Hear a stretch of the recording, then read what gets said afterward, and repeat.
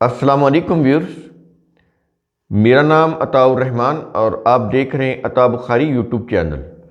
قرآن کریم کی مسلسل ایکسپوزیشن کے سلسلہ میں آج ہم سورہ المائدہ کی آیت نمبر 37 کی ایکسپوزیشن کریں گے۔ لاسٹ آیت میں بات ہوئی تھی کہ جو لوگ اللہ کے قوانین کا انکار کرتے ہیں، اس کے خلاف اپنے کفر کے نظام بناتے ہیں، تو اس میں یہ کہا گیا کہ اگر ان کے پاس زمین میں جتنے بھی خزانے ہیں وہ سب کے سب ان کے پاس ہوں اور مزید ان خزانوں کی مثل مزید بھی ان کے پاس ہوں، تو کہتا ہے کہ یہ سب کچھ بھی اگر وہ اپنے جرم کی جو سزا ہے اس سے بچنے کے لیے دیں، تو اتنا کچھ بھی اگر ان کے پاس ہو تو وہ قبول نہیں کیا جائے گا۔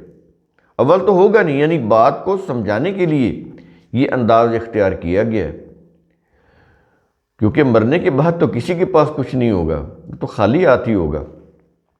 بات سمجھائی جا رہی ہے کہ بالفرض اگر ہو جائے، اس میں ہم نے بتایا تھا کہ لو کے الفاظ ہیں، اگر سپوز کہ اگر ان کے پاس اتنا کچھ بھی ہو تو پھر ایسا نہیں ہے کہ ان سے یہ کچھ لے کے تو انہیں چھوڑ دیا جائے، بالکل نہیں۔ وہ بچ نہیں سکیں گے اپنے جرائم کی جو بھی اس کی جو نتائج ہیں اس سے بچ نہیں سکیں گے، ان کو پورا ان کے جرائم کا نتیجہ ملے گا، انہیں بھگتنا پڑے گا وہ نتیجہ، تو کوئی چیز ان سے قبول نہیں کی جائے گی۔ اور اس کے اندر یہ کہا گیا کہ ان کے لیے عذاب علیم ہوگا، دردناک عذاب۔ تو اس آیت کے اوپر اس کا اختتام ہوا تھا کہ ان کے لیے دردناک عذاب ہوگا۔ اب اس میں ہم نے یہ آپ کو بتایا اسی ویلاگ میں کہ یہ نہیں ہے کہ وہ عذاب کچھ دیر کے لیے ہو اور اس کے بعد پھر کوئی سفارش، کوئی شفاعت کسی رشوت سے یا کسی وسیلہ سے، یا یہ جو ورشپ کرتے ہیں، ریچولز کرتے ہیں، تو ان کی وجہ سے ان کو پھر کچھ عرصے کی سزا کے بعد چھوڑ دیا جائے اور وہ جنت چلے جائیں۔ اس میں ہم نے یہ آپ کو بتایا تھا کہ یہ جیوز کا عقیدہ ہے، آخرت کو جو ڈیسیژن ہوگا، جو فیصلہ ہوگا وہ حتمی ہوگا، فار ایور کی جنت ہوگی، فار ایور کی جہنم ہوگی۔ تو اس میں ہم نے یہ آپ کے اوپر بات واضح کی تھی۔ اب اسی چیز کو اگلی آیت میں واضح کیا جا رہا ہے کہ یہ نہ سمجھنا کہ وہاں جا کر تم چھوٹ جاؤ گے، کوئی تمہاری بخشش ہو جائے گی، معافی ہو جائے گی یا کوئی رعایت ہو جائے گی، ایسا نہیں ہوگا۔ کوئی سفارش ہو جائے گی، کوئی وسیلہ مل جائے گا، شفاعت مل جائے گی، ان کے جو انبیاء یا اولیاء ان کو چھڑا کے لے جائیں گے، ایسا کچھ نہیں ہوگا۔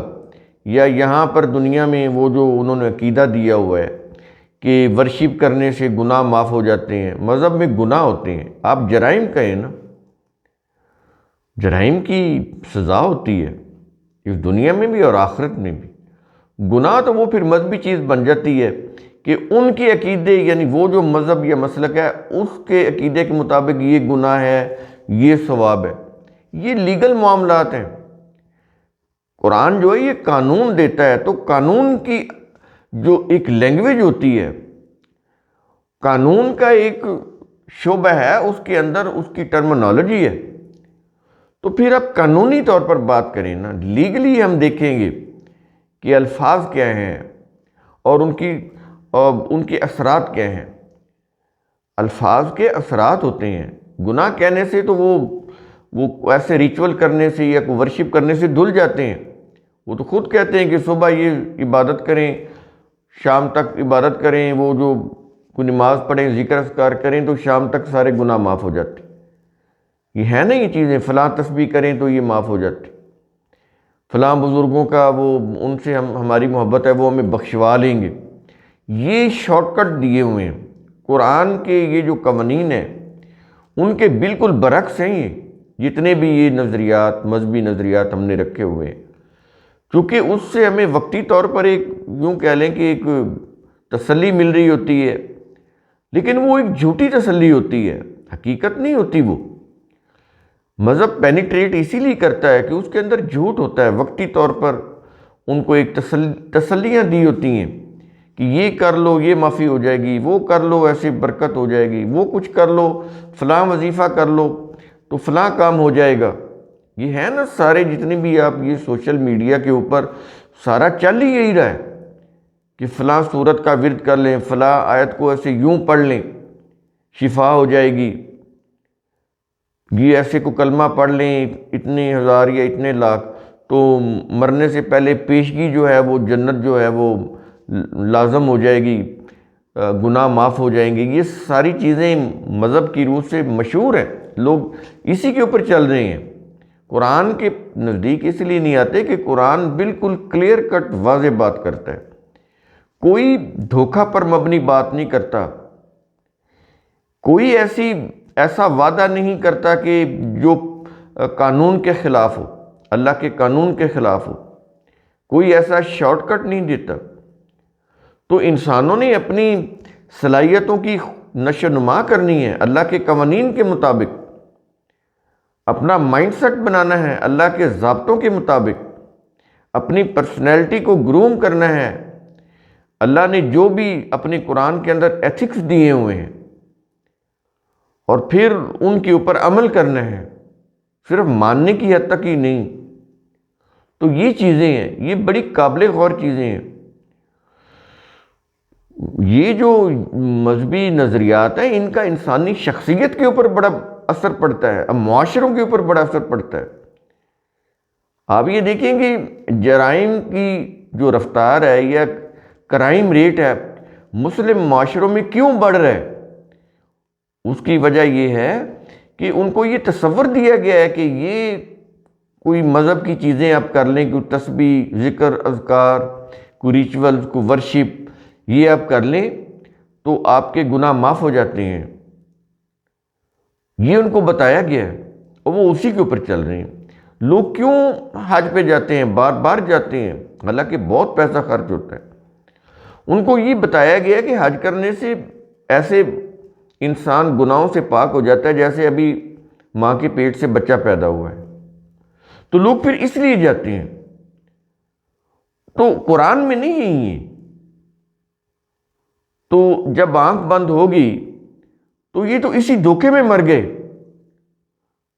تو جب یہ اس طرح کے نظریات یا عقائد مذہب کی روح سے دیے جائیں گے تو پھر کرائم ریٹ بڑھے گا۔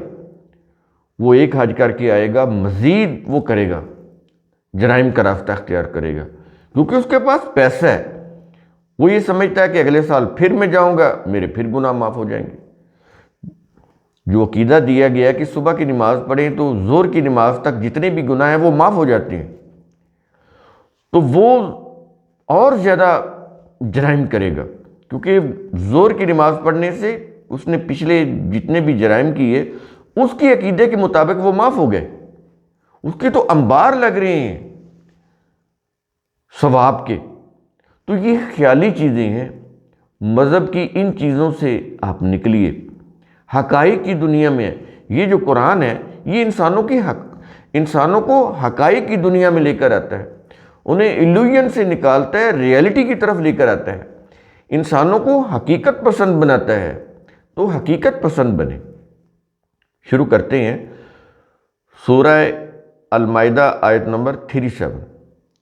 پیچھے آیت جو ہے اس کا لیکچر آپ نے سنا ہوگا، نہیں سنا تو اسے سن لیں تاکہ یہ اسی سے ریلیٹڈ ہے اور اسی کی تائید اور توثیق میں یہ آیت آ رہی ہے۔ تو الفاظ ہیں، کیا یہ رہا ہے؟ یریدون، اور وہ ارادہ کریں گے، خواہش کریں گے۔ کون؟ جو لوگ اس دنیا میں اللہ کے قانون کے خلاف کام کرتے رہے، انکار کرتے رہے، اپنی مرضی کی انہوں نے، اپنی خواہش نفس کے مطابق انہوں نے زندگی گزاری، اللہ کے قوانین سے منہ موڑے رکھا، اپنے باطل کے نظام بنائے اور انہی کے اوپر چلتے رہے۔ تو ان کی بات ہو رہی ہے نا پیچھے تو اب انہی کے متعلق یہاں پر یہ کہا جا رہا ہے کہ جب آخرت میں جب وہ عدالت میں پیش ہوں گے نا، اب یہ عدالت کا ایک پورا منظر ہے، یہ بھی سمجھانے کے لیے ہے، ورنہ سب کچھ خودکار طریقے سے ہوگا۔ تو کہہ یہ رہا ہے کہ وہاں وہ خواہش کریں گے، ارادہ کریں گے، کیا ارادہ کریں گے؟ کیا یہ رہا ہے کہ این یخرجوا من النار، کہ وہ تباہی کی آگ سے نکل جائیں، تباہی کی آگ سے نکل جائیں۔ لاسٹ آیت میں کہی گئی نا، پچھلی آیت میں، اس کے جو لاسٹ میں، کہ ان کے لیے دردناک عذاب، اس کی بات کی گئی نا۔ اب اگلی آیت میں یہ جو آج کا لیکچر ہے اس میں بتایا جا رہا ہے کہ وہ ارادہ کریں گے، خواہش کریں گے کہ وہ تباہی کی آگ سے نکل جائیں، لیکن ہوگا کیا یہ رہا ہے وَمَا هُمْ بِخَارِجِينَ مِنَ النَّارِ، لیکن وہ اس تباہی کے آگ سے نکلنے والے نہیں ہوں گے۔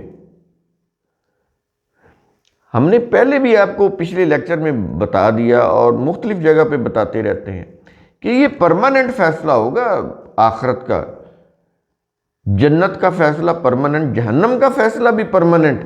یہ نہیں کہ کچھ گناہوں کی سزا بھگتنے کے بعد، جیسے کہ وہ گناہ بناتے ہیں جرائم کو اور ان کی سزا کہتے ہیں بھگتنے کے بعد وہ پھر جنت میں داخل کر دیے جائیں گے، یا ان کو کوئی وسیلہ مل جائے گا، کوئی سفارش ہو جائے گی، کوئی بخشش ہو جائے گی، یا انہوں نے جو دنیا میں ریچول یا ورشپ کی ہوں گی وہ ان کے کام آ جائیں گی۔ کہتا کوئی چیز کام نہیں آئے گی۔ جب ایک دفعہ وہ عذاب علیم میں مبتلا ہو جائیں گے، فائنل ڈیسیژن ہو جائے گا ان کے لیے عذاب علیم کا، تو وہ پھر عذاب علیم میں ہی رہیں گے، دردناک عذاب میں، اسی میں گرفتار رہیں گے، اس سے نکل نہیں سکیں گے۔ وہ جتنی مرضی ان کے پاس اگر بالفرض دولت ہو، کوئی کام نہیں آئے گی، اب ہوگی نہیں۔ سمجھانے کے لیے کہی گئی نا پچھلی آیت میں کہ زمین کے خزانے سارے کے سارے اور اس کی مثل مزید بھی اگر ان کے پاس ہو، تب بھی ان سے کوئی قبول نہیں کیا جائے گا فدیہ میں یا معاوضہ میں، کہ لے کے ان کو چھوڑ دیا جائے۔ پیچھے یہ بات ہوئی تھی نا، اب انہی کی بات یہاں پر کر رہا ہے کہ وہ تباہی کی آگ سے نکل نہیں سکیں گے، وہ کتنی مرضی خواہش کر لیں، کتنی مرضی ان کے پاس زمین اور اس سے ڈبل ان کے پاس خزانے کیوں نہ ہوں، وہ اس تباہی کی آگ سے نکلنے والے نہیں ہوں گے۔ جو کچھ انہوں نے دنیا میں کیا ہوگا اس کا نتیجہ تو انہیں بھگتنا پڑے گا۔ تو یہ چیز بڑی قابل غور ہے۔ یہ مذہب کی جو شارٹ کٹ دیے ہیں وہ انسانی، ظاہر ہے انسان جو ہے بیسیکلی لالچی ہے، وہ لالچ میں آ کے انہی کے اوپر وہ یقین رکھتا ہے کہ ایسے کوئی سفارش ہو جائے گی، رشوت ہو جائے گی، ہم کچھ دے دلا کے چھوٹ جائیں گے۔ ایسا نہیں ہے۔ رشوت تو وہ بتا رہا ہے نا کہ یہ سب کچھ بھی ہو تو اس سزا سے بچنے کے لیے دے دے، تو یہ رشوت ہی ہے نا۔ تاوان اس کو کہہ لیں، رشوت کہہ لیں، معاوضہ کہہ لیں، جو مرضی کہہ لیں، کچھ کام نہیں آئے گا اگر ان کے پاس ہو بھی، اول تو ہوگا ہی نہیں۔ تو وہ اس اپنے غلط عمل کی جو تباہی کی آگ ہے اس سے نکل نہیں سکیں گے وہ۔ اور آگے کہہ رہا ہے آیت کے آخر میں کہہ رہا ہے وَلَهُمْ عَذَابٌ مُقِيمٌ۔ اب یہاں پہ عذاب مقیم ہے، مقیم یہ قائم رہنے والا، سٹیبل، یعنی وہ عذاب سٹیبل ہوگا، ہٹے گا ہی نہیں۔ تو کہہ یہ رہا ہے کہ ان کے لیے ہمیشہ رہنے والا عذاب ہوگا، عذاب مقیم، ہمیشہ رہنے والا عذاب۔ تو ہم نے آپ کو بتایا نا کہ یہ ایسا نہیں ہے کہ کچھ عرصے کے لیے ان کو جہنم میں وہ اپنی سزا کے لیے پھینکا جائے اور پھر وہ اپنی سزا جو ہے وہ پوری کر کے جنت میں داخل ہو جائیں گے، ایسا نہیں ہوگا۔ اب اگر یہ چیز سمجھ آ جائے تو جرائم کا جو ریٹ ہے وہ کم ہو سکتا ہے، کیونکہ لوگوں کو یہ پتہ چل جائے کہ اس کی کوئی معافی نہیں ہے، ہم نے اپنی حالت کو بہتر کرنا ہے، ہم نے اپنے آپ کو امپروو کرنا ہے، ہم نے اپنی صلاحیتوں کی نشو و نما اللہ کے قوانین کے مطابق کرنی ہے، اپنے آپ کو کوالیفائی کرنا ہے، ڈس کوالیفیکیشن سے بچانا ہے، تو پھر کرائم ریٹ کم ہوگا۔ تو یہ چیز ہے قرآن کریم کا اصول، ثم تفکروا، اس کی روح سے آپ خود بھی سوچا کریں، سمجھا کریں، غور و فکر کیا کریں۔ شکریہ۔